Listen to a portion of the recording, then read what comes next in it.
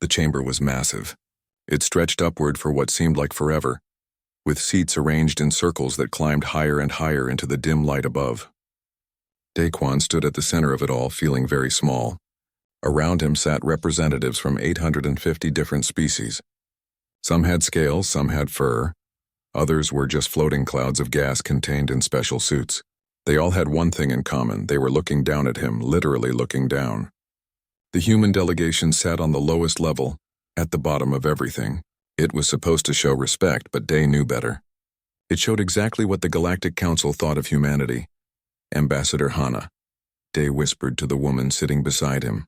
"Are you sure about this approach?" Hana Shin nodded once. Her face was calm, but Day could see the tension in her jaw. She had been dealing with the Council for 3 years now.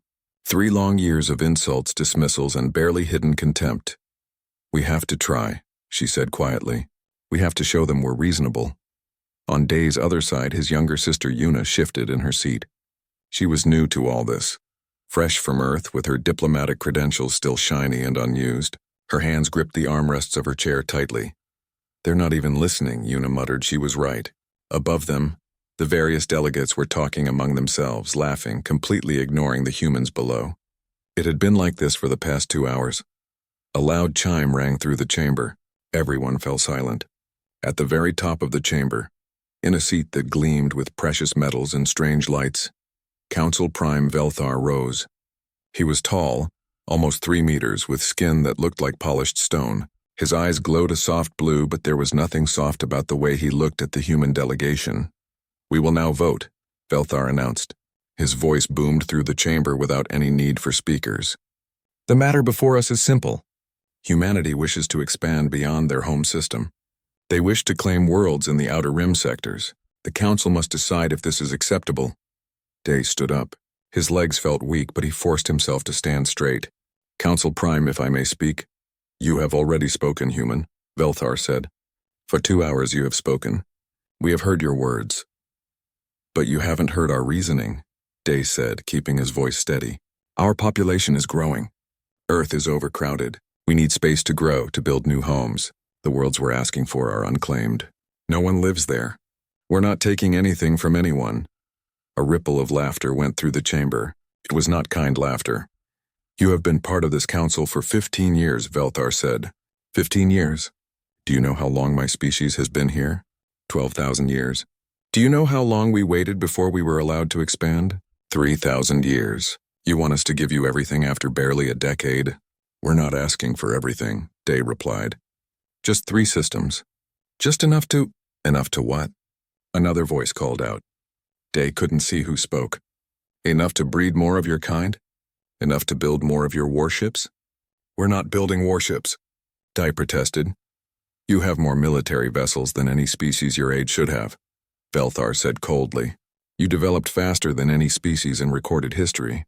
You went from your first nuclear weapon to faster than light travel in less than a century. That is not normal." "That is concerning." Hana stood up beside Day. "With respect, Council Prime, we developed quickly because we had to. Our world nearly destroyed itself. We learned from our mistakes.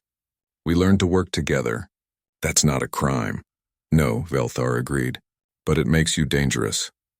The word hung in the air like poison. "We're not dangerous," Day said. "We just want to survive. We want to grow. We want to be part of this council as equals." "Equals?" Velthar's laugh was like rocks grinding together. "You are children. Barely civilized apes who learned to push buttons. You think 15 years makes you our equals?" Day felt anger rising in his chest, but he pushed it down. Getting angry would only prove their point. "We may be young, but we're trying. We've followed every rule. We've respected every treaty. We've asked politely, we've waited patiently. What more do you want from us?" "Obedience," Velthar said simply. "We want you to understand your place." "Our place is here," Day said. "Standing among you. Not beneath you." The chamber went very quiet. Even the delegates who had been talking stopped. Everyone was looking at Day now. Velthar leaned forward in his seat. "You dare speak to this council with such arrogance?" "It's not arrogance," Day said. "It's fact. We are members of this council. We have rights." "You have the rights we give you," Velthar said. "Nothing more. Now sit down. We will vote. Wait, Day said. Please, just listen. If you restrict us to our home system, billions of people will suffer. Our food production can't keep up. Our resources are running out. This isn't about pride or power. This is about survival. Velthar raised one massive hand. Above him, a display appeared showing the voting screen. All in favor of restricting humanity to their home system. Cast your vote now. Lights began appearing across the chamber. Blue lights, hundreds of them. Day watched as the count climbed higher and higher. His heart sank. Please, he said again. Reconsider. We're not your enemies. The voting continued. 847 blue lights appeared. Only 3 lights glowed red, voting against the restriction. The species that voted against were the newest members, even younger than humanity. The vote is complete, Velthar announced. Humanity will be restricted to their home system. Effective immediately. Any ships beyond your borders will be destroyed. This session is concluded. No, Day shouted. You can't do this. This is murder. You're condemning billions of people. Sit down, human, Velthar said. I will not sit down. Day's voice echoed through the chamber. I will not accept this. You call yourselves civilized, but you're sentencing an entire species to slow death. What gives you the right? The power to do so gives us the right, Velthar said. He made a small gesture with his hand. Day saw movement from the corner of his eye. Enforcer General Quinmock, the head of Council Security, stepped forward from the shadows. In his hand was a weapon Day had never seen before. It glowed with a sickly green light. Day... Hana reached for him, but she was too slow. The weapon fired. There was no sound, no explosion. Just a flash of green light. Daquan felt a moment of intense heat and then nothing at all. His body dissolved into particles of light and scattered into the air like dust. Yuna screamed. Hana grabbed her, holding her back as she tried to rush forward. The chamber was silent. 850 species watched as the last particles of Daquan faded away. Velthar sat back in his seat. Let this be a lesson, he said calmly. The Council's word is final. Humanity will comply, or humanity will be removed. Take them away. Security forces surrounded the human delegation. Hana held Yuna tight as they were escorted out. Her face was blank, emotionless, but her eyes burned with something that would have terrified the Council if they had been paying attention. They weren't. They had already moved on to the next item on their agenda. The human escort ship Indomitable floated 300 kilometers from Apex Prime Station. It was small compared to most Council vessels, sleek and dark against the stars. Inside, Captain Jin Woo sat in his command chair waiting. He had been waiting for 6 hours now, ever since the human delegation entered the Council chambers. Still no word? He asked. Suji Nam, his communications officer, shook her head. Nothing, sir. Radio silence from the station. Jin Woo frowned. That wasn't normal. Usually they got regular updates during Council sessions. Even if it was just boring procedural stuff, they got something. Keep trying to raise them, he said. Yes, sir. Jin Woo drummed his fingers on the armrest. Something felt wrong. He had been a ship captain for 15 years and he had learned to trust his instincts. Right now, those instincts were screaming at him. Sir, Suji suddenly sat up straight. I'm getting a transmission. It's from Ambassador Hana. Put it through. Suji's hands moved across her console, then stopped. Her face went pale. Sir, you need to see this. Jin Woo got up and walked to her station. On her screen was a video message. It showed Hana's face. Her eyes were red, her expression hard. Behind her, he could see Yuna sitting in a chair, staring at nothing. This is Ambassador Hana Shin. The recording said, by the time you receive this, we will be departing Apex Prime. There has been an incident. Diplomat Day Quan has been executed by order of Council Prime Velthar.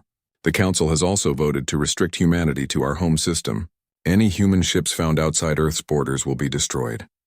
Jin Woo felt like he had been punched in the stomach. What? The recording continued. Captain Jin Woo, you are to escort us back to Earth immediately. Do not engage any Council vessels. Do not respond to any provocations. Get us home. That's an order. The video ended. The command deck was completely silent. Did she say executed? One of the crew members whispered. Quiet. Jin Woo snapped. His mind was racing. Daquan was dead. Murdered. And the Council thought they could just trap humanity in one system?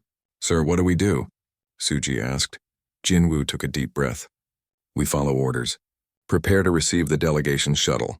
Plot a course back to Earth, maximum speed. Yes, sir. Over the next hour, the delegation's shuttle docked with the Indomitable. Hana came aboard with Yuna and the other staff members. Yuna looked like she was in shock, barely able to walk. 2 crew members had to help her to her quarters. Hana went straight to Jinwoo's ready room. He was waiting for her. Ambassador, he said. I'm sorry for your loss. Save it, Hana said. Her voice was flat, emotionless. How long until we reach Earth? 3 days at maximum speed. Make it 2. Ambassador, the ship can't. Make it 2 days, Captain, Hana said. And there was something in her voice that made Jinwoo stop arguing. Yes, ma'am. Hana sat down heavily in a chair. For a moment the mask slipped and Jinwoo saw the grief underneath, but only for a moment. Then her face hardened again. They think we'll just accept this, she said quietly. They think we'll go home and stay there like good little children, won't we? Jinwoo asked carefully. Hana looked at him with cold eyes. No, Captain. We won't, but they don't know that yet. They don't know us at all. While the Indomitable raced toward Earth, Suji Nam was busy at her station. She had recorded everything that happened at Apex Prime. The council had broadcast the session publicly, like they always did. They were proud of what they had done. They wanted everyone to see. Suji copied the recording and sent it ahead of the ship, using every communication channel she could access. She sent it to Earth. She sent it to human colonies. She sent it to every human ship in space. By the time the Indomitable was halfway home, every human being in the galaxy had seen what happened to Daquan. They had seen him stand up for their rights. They had seen him beg for mercy for his people. And they had seen him vaporized for daring to speak. On Earth, in the deep military complex beneath the Swiss mountains, Admiral Hyun Lee received the transmission. He was an old man, 76 years old, with gray hair and scars from wars most people had forgotten. He had fought in Earth's last global conflict, back before humanity reached the stars. He thought those days were behind him. He watched the recording 3 times. Each time he felt his anger grow hotter. Sir? His aide asked. What should we do? Hyun Lee didn't answer right away. He sat in his chair thinking. He thought about the billions of humans crammed onto Earth, waiting for permission to expand into the stars. He thought about the children who would grow up in a cage, trapped by aliens who called them apes. He thought about Daquan, who died trying to do things the right way. Sir? The aide asked again. Hyun Lee stood up. Get me the Joint Chiefs. Get me the President. Get me every military commander we have, and activate Protocol Omega. The aide's eyes went wide. Sir, that's... We haven't used that since we almost destroyed ourselves, Hyun Lee finished. I know, but we made that protocol for a reason. For the day when humanity faced an enemy that wanted to destroy us. That day is here. Yes, sir. Within hours, messages began flowing out from Earth to every human military installation. Codes that hadn't been used in decades were transmitted. Ships that had been mothballed were powered up. Weapons that were supposed to be locked away forever were brought out of storage. Humanity had always been good at war. They had practiced on each other for thousands of years before they reached the stars. When they joined the Galactic Council, they promised to be peaceful. They meant it, but they never forgot how to fight. The Council didn't know about the Ghost Fleet. Nobody knew about the Ghost Fleet except for a few dozen humans. They were ships designed for stealth, for infiltration, for striking from nowhere. Earth had built them secretly just in case the galaxy turned out to be as dangerous as they feared. Commander Tai Yang received his orders while his ship drifted in deep space, running dark and silent. He read them twice, then called his crew together. We're going active, he said. Full mobilization. The Council killed one of ours. His crew didn't need to be told twice. They had been training for this for years. When the Indomitable finally reached Earth, it was met by a full military escort. Hana and Yuna were taken directly to Earth's government complex. The president was waiting for them. Ambassador, the president said, we received your report. We're so sorry for what happened. Are you preparing a response? Hana asked. Yes, the president said. Admiral Hyun Lee is coordinating everything. But Hana, we need to be sure. If we do this, there's no going back. We'll be at war with the entire Galactic Council. Hana looked at her. They were already at war with us. They just didn't tell us until they murdered Day. They want us to sit quietly and die slowly. I say we show them what happens when you back a human into a corner. The president was quiet for a long moment. Then she nodded. All right. How long until we're ready, Admiral? Hyun-Lee stepped forward. 2 weeks, ma'am. We need 2 weeks to get everything in position. You have 1 week, the president said. If we wait too long, they might strike first. 1 week and then we show the council what humanity is really capable of. In her quarters on Earth, Una Park lay in bed and stared at the ceiling. She couldn't sleep. Every time she closed her eyes, she saw her brother disappearing in a flash of green light. She kept hearing his voice, kept hearing him beg for mercy for billions of people he would never meet. She wanted to cry. She had cried for hours already. But now she felt something else growing inside her, something cold and hard. The council thought they could kill a human and get away with it. They thought humans would be afraid. They were wrong. Una didn't feel afraid. She felt angry. She felt determined. She got out of bed and walked to her computer. She started writing. She wrote down everything she remembered about Day, about his hope for peace, about his belief that different species could work together. And then she wrote about how the council had destroyed all of that with one casual act of murder. She would make sure the galaxy heard this story. All of it. And when humanity struck back, everyone would know why. 3 weeks had passed since Daquan died. In the council chambers on Apex Prime, everything seemed normal. The delegates met. They voted. They argued over minor disputes and trade agreements. Nobody talked about the human diplomat who had been executed. It was as if he had never existed. Council Prime Velthar was pleased. The humans had gone quiet. They had returned to their home system and stayed there. No protests, no angry messages, nothing. They had learned their lesson. He had been right to make an example of that one human. Sometimes violence was the only language primitive species understood. Council Prime, one of his aides said, we're receiving reports of communication disruptions in the Outer Rim. What kind of disruptions? Velthar asked, barely interested. Several trade stations have gone dark. We can't reach them. Probably just technical failures, Velthar said. Send repair teams. Yes, Council Prime, but it wasn't technical failures. At that exact moment, 50 council stations across the galaxy were under attack. They didn't see it coming. One moment, everything was normal. The next moment, strange ships appeared out of nowhere. They were small, dark, and moved like nothing the council had ever seen. Commander Tae Yang stood on the bridge of his ship, watching the tactical display. His ghost fleet had split into 50 groups, each hitting a different target simultaneously. It was beautiful in a way. Years of planning, all coming together in one perfect moment. Target locked, his weapons officer reported. Don't destroy it, Tae Yang reminded him. Disable only. We're not murderers. Yes, sir. The Ghost Fleet ships fired precise shots. They took out communication arrays, power generators, docking systems. Nothing that would kill anyone, but enough to cripple the stations completely. Within 10 minutes, all 50 stations were dark and helpless. Then Tai Yang sent his message. It broadcast on every frequency and every language. This is Commander Tae Yang of Earth's Defense Force. We have disabled your stations. Your people are safe. We have not harmed anyone, but this is your warning. 3 weeks ago, the Galactic Council murdered Dae Quan, a human diplomat who spoke for peace. They murdered him for asking for basic rights. They thought we would accept this. They were wrong. This is just the beginning. For Dae Quan, who wanted peace, you gave us war. We accept. The message repeated over and over. Within hours, it reached every corner of Council space. On Apex Prime, Velthar finally realized something was very wrong. Reports flooded in from all over the galaxy.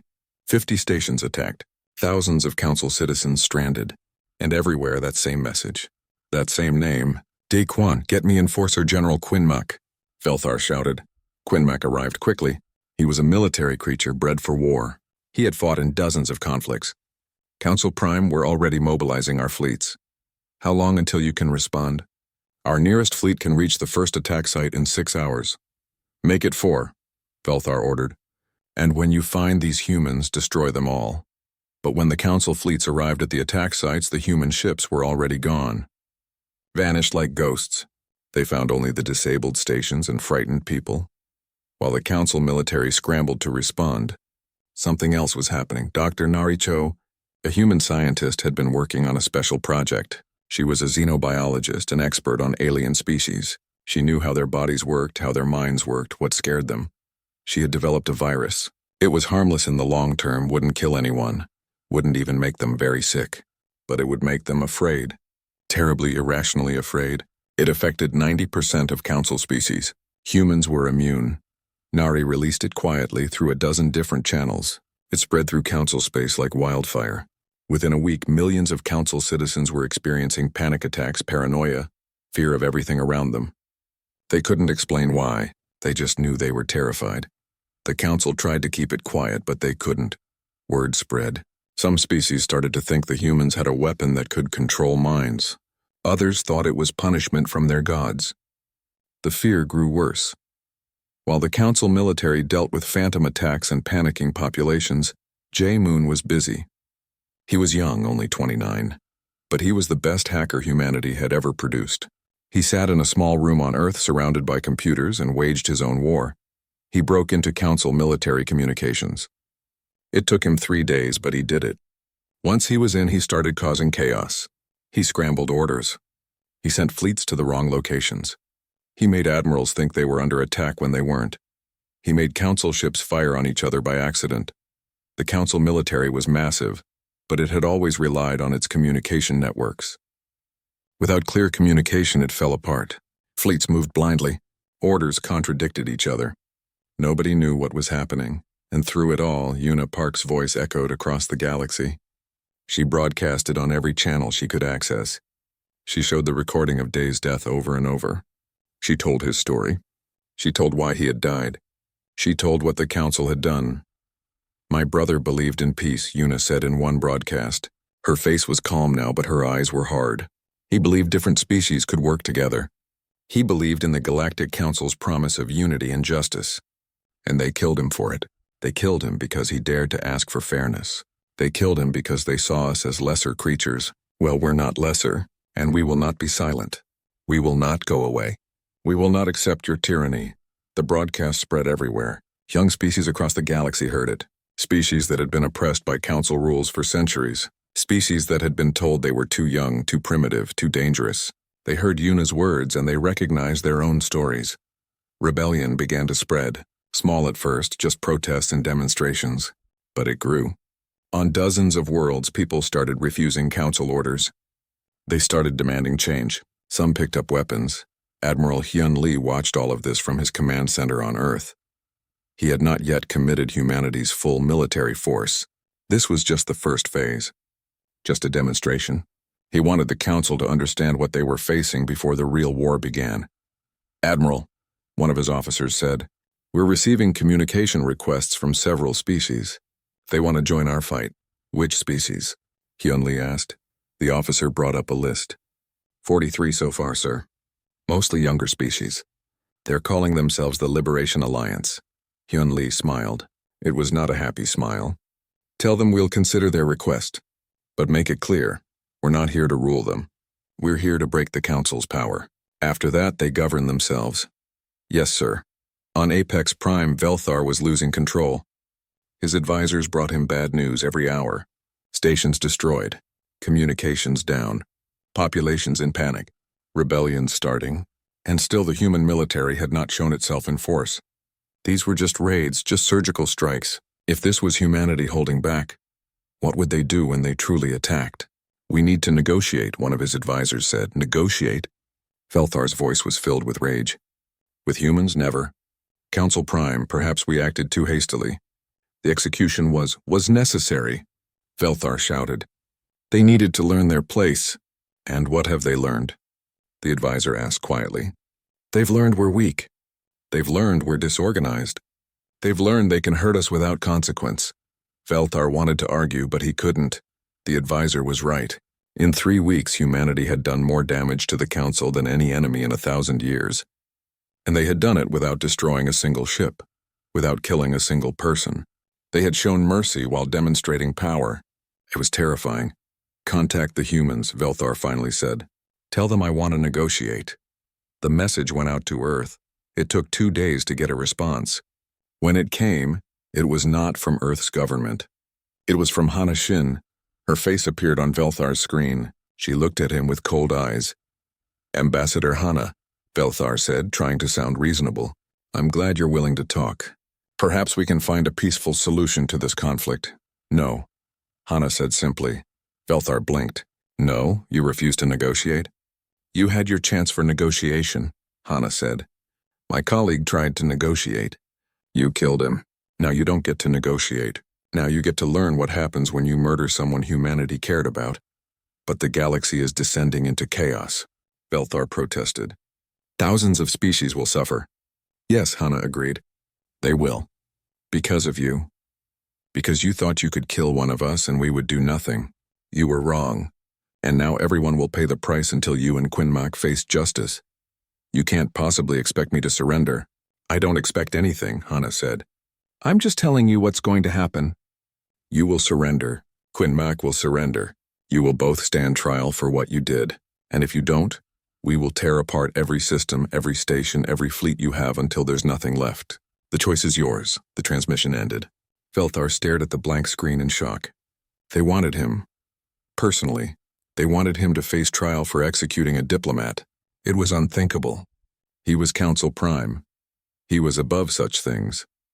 But as he sat in his chamber surrounded by reports of disaster, he began to wonder if he really was above anything anymore. The galaxy was fracturing. It happened faster than anyone expected. Within 2 months of Daquan's death, the old order was crumbling. Species that had followed council rule for thousands of years were openly rebelling. Trade routes collapsed. Ancient alliances shattered. And everywhere, humanity pushed forward like an unstoppable tide. Wu Jin had never imagined he would be a diplomat. He was a soldier, trained to fight, not to talk. But now he stood in a massive conference hall on a neutral station, facing representatives from 200 different species. These were the rebels, the ones who had broken away from the council. Why should we trust you? One alien asked. It was a scaled creature with multiple eyes. You're just another powerful species.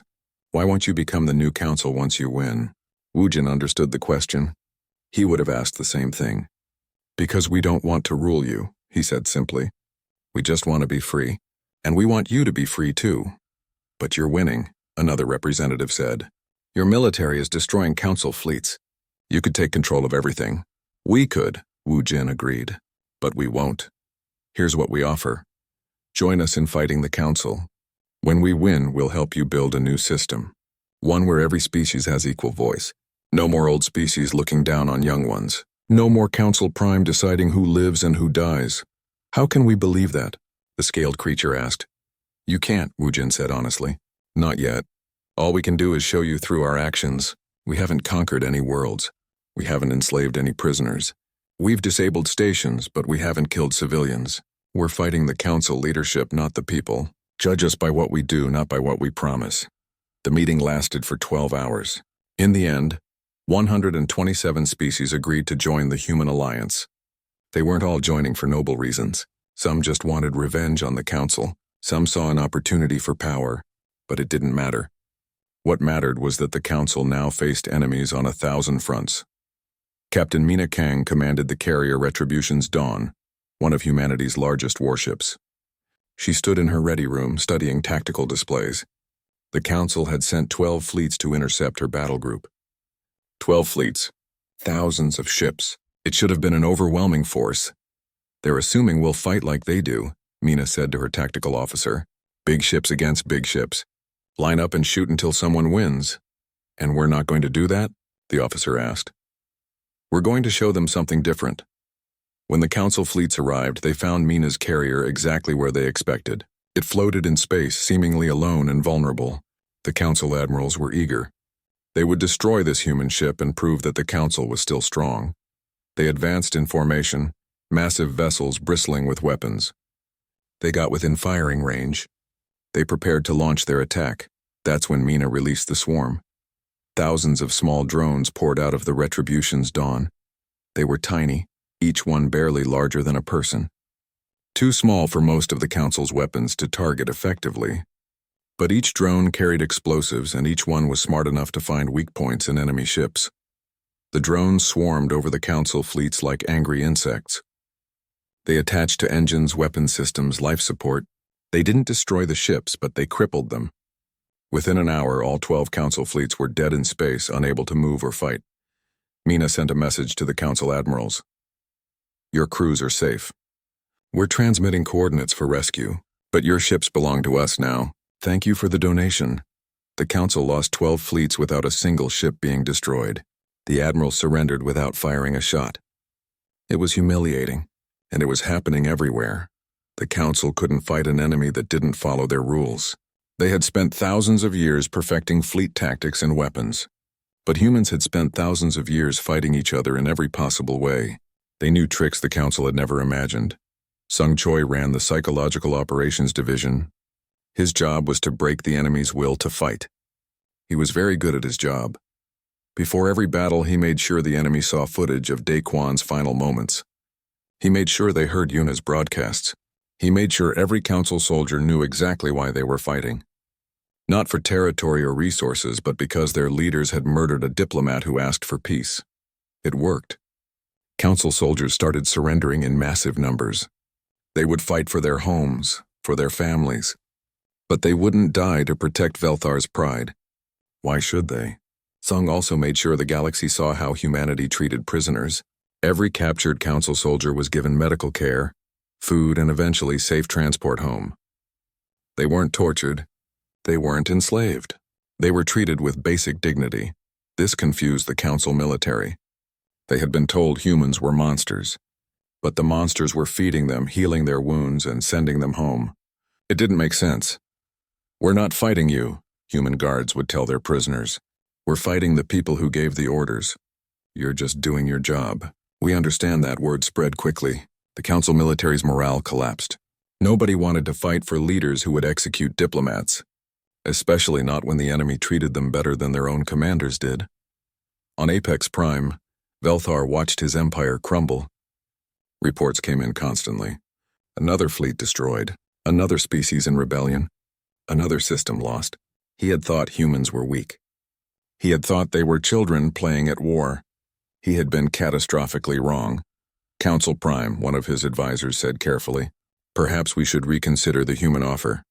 If we surrender you and Quinmac for trial, they might stop the attack. Never, Velthar said. I am Council Prime, I do not surrender. But Council Prime, we're losing. In 2 months, we've lost more territory than in the last 1,000 years.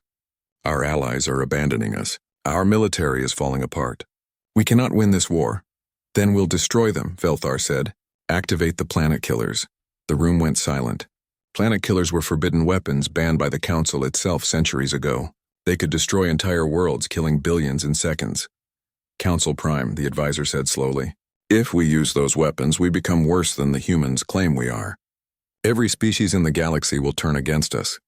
Every species has already turned against us, Velthar shouted. What more do we have to lose? Our souls, the advisor said quietly. Velthar raised his hand to strike the advisor, but stopped. He looked around the room at his remaining staff. They were all looking at him with fear. Not fear of the humans, fear of him. He lowered his hand. Get out, he said quietly. All of you. Get out. They left quickly. Velthar sat alone in the Council chambers, in the seat where his species had ruled for 12,000 years. He thought about using the planet killers. He thought about destroying Earth, about killing billions of humans. It would be so satisfying, but the advisor was right. If he did that, there would be no coming back.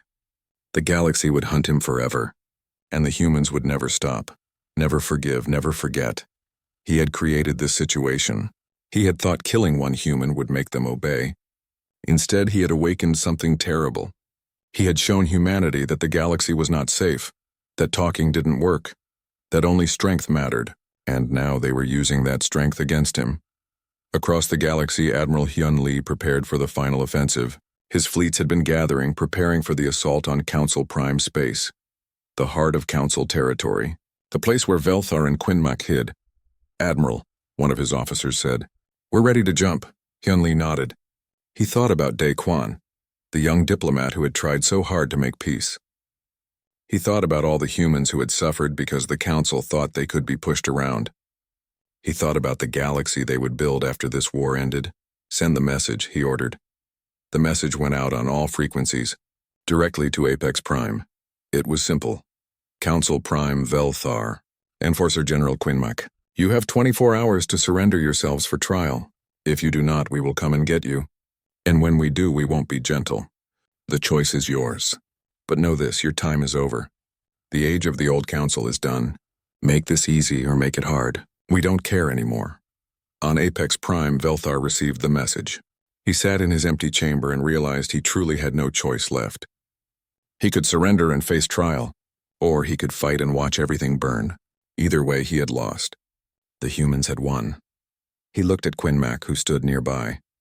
The Enforcer General who had pulled the trigger. The one who had actually killed Daquan. This is your fault, Velthar said. My fault? Quinmac said. You gave the order. You executed it. They stared at each other, two leaders of a dying empire trying to decide who to blame. In the end, it didn't matter. They were both guilty, and they would both pay the price. The final hours were quiet, almost peaceful. Admiral Hyun Lee's fleet floated at the edge of Council Prime space waiting. They had given Velthar 24 hours. Those hours were almost gone. Sir, an officer said, we're receiving a transmission from Apex Prime. Put it through, Hyun Lee said.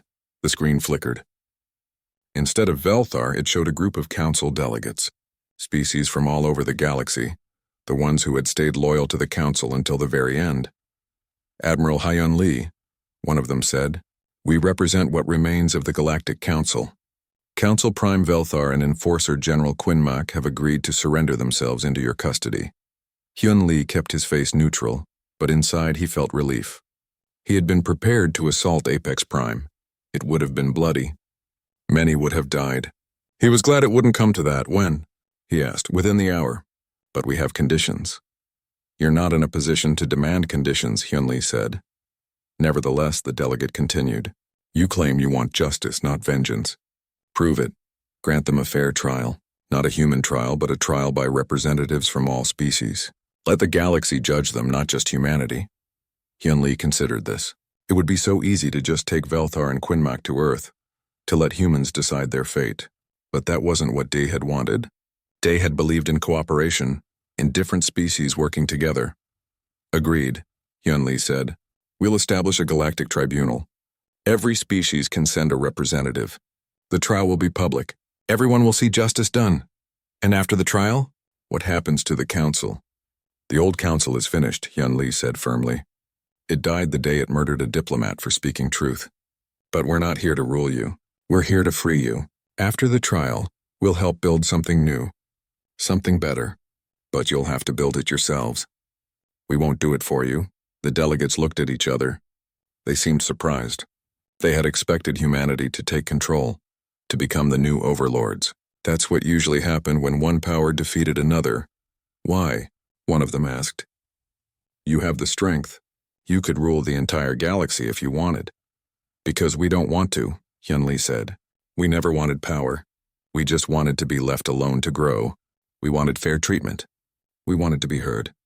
The council denied us that. They denied it to hundreds of other species too. So now we're going to make sure it never happens again. But that doesn't mean we want to be in charge. It means we want everyone to be in charge. Together. An hour later, a small shuttle left Apex Prime.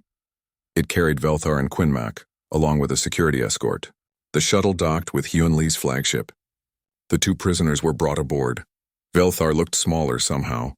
Without his grand seat and his position, he was just another being. Old, tired, and beaten. Quinmac walked beside him, silent and grim. Hana Shin was waiting for them. She had insisted on being there for this moment. She looked at Velthar without expression. Ambassador Hana, Velthar said. I want you to know. Save it for the trial, Hana interrupted. You'll have plenty of time to explain yourself there. They were taken to holding cells. Not torture chambers, not execution rooms. Just simple, clean cells where they would wait for their trial. Human guards stood watch, making sure they were safe. It would have been easy to let angry aliens get to them. To let mob justice take over. But that wasn't the human way. Not anymore. The trial took 3 months to organize. A neutral station was chosen, far from both Earth and Council territory. Representatives from every species were invited to send judges. In the end, a tribunal of 200 judges was assembled. Chief Justice HFY, a respected human legal scholar, was chosen to preside. not because she was human, but because she had spent her entire life studying galactic law and ethics. The trial was broadcast to every corner of the galaxy. Billions watched as Velthar and Quinmac were brought before the tribunal. The charges were read: murder, abuse of power, crimes against sentient species, conspiracy to commit genocide. The evidence was overwhelming. Video of Day's execution, records of the vote, testimony from witnesses. Even some of Velthar's own advisors testified against him, explaining how the execution had been planned in advance. Velthar tried to defend himself.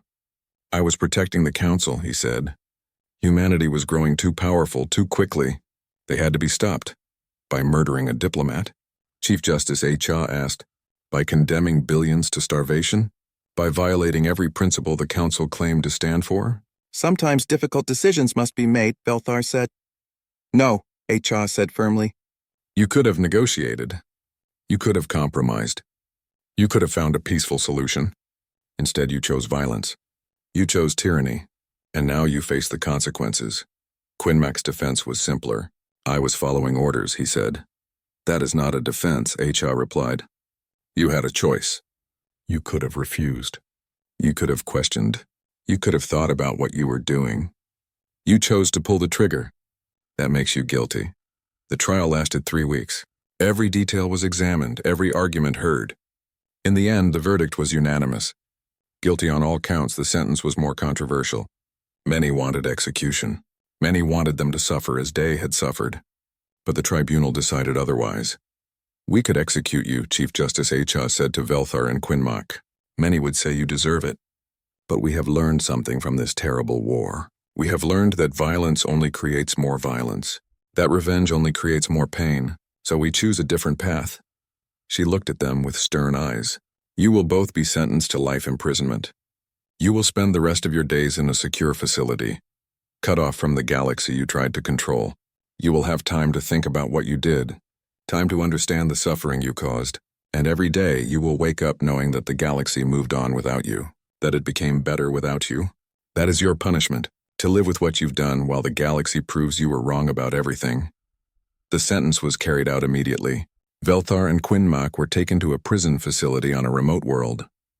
Not a torture chamber, not a death camp, just a prison where they would live out their days.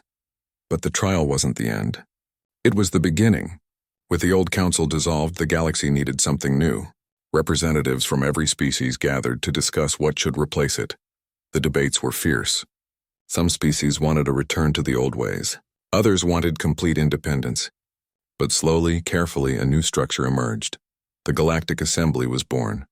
Unlike the old council, every species had equal representation. No species was too young or too old.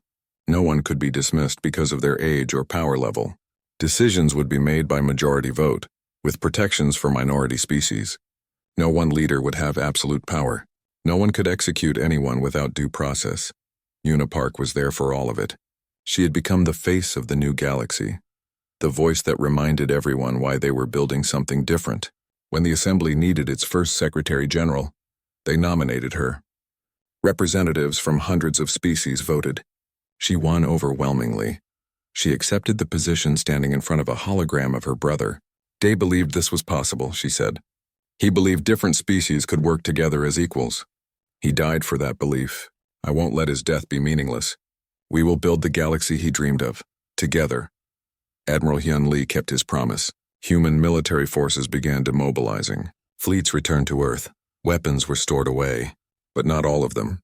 The Ghost Fleet remained operational, hidden in deep space, just in case the galaxy forgot the lessons it had learned. Trust but verify, Hyun Lee said to his officers. We'll hope for the best, but we'll prepare for the worst. Captain Jin Woo took on a new mission. He proposed building a memorial station at Apex Prime, at the exact spot where Day had died. The Assembly approved it unanimously. The station became a center for diplomatic training, a place where young diplomats from all species learned the value of peaceful resolution. They learned about the cost of tyranny. They learned about Dae Kwan, who tried to do things the right way, and what happened when violence became the answer. 20 years passed. The galaxy changed. Species that had been enemies became allies. Trade flourished. Art and culture spread across the stars. There were still disputes, still arguments, still occasional conflicts. But there was also hope.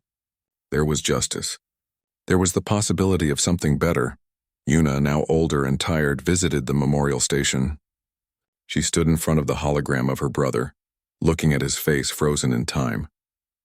He looked so young. So hopeful. Hana joined her.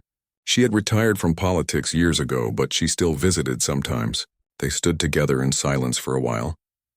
Do you think he would be proud? Yuna asked. Of what we built? Yes, Hana said. Of how we built it? I don't know. He wanted peace. We gave him a war. We gave him justice, Yuna corrected. And then we gave him peace. It just took a while to get there. Hana smiled sadly. 20 years of war for 1,000 years of peace. Was it worth it? Yuna looked at the hologram. Ask me in 1,000 years. They stood together, watching the young diplomats move through the memorial. Students from 100 different species, learning, growing, working together.